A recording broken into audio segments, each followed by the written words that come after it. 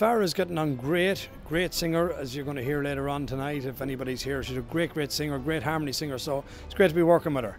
I didn't know Farrah, would you believe it? And it was through my record company Sharp Music, Raymond Stewart, who organised it, Farrah, for me.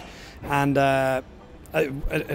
when I found out eventually, she's actually a very good friend of one of my cousins from County Donegal, so it's a very small world, as I say.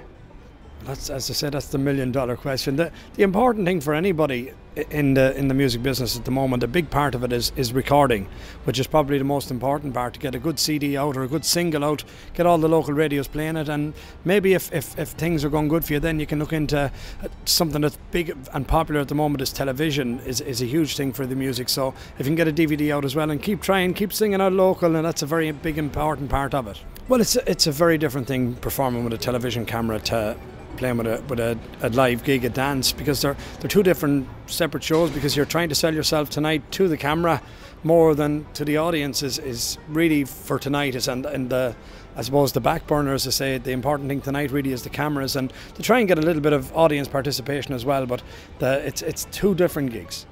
Well, I was always a huge fan of Gareth Brooks, without a doubt. Would be after someone who would hugely influence me over the years. Well, it depends. If it's daytime, a big part of my hobbies would be golfing. Took that up a few years ago. I do a lot of golf during the day, but another part at night time, we myself and Liz do like to go out and have a bit of dinner, or we go to the cinema, or different things like that.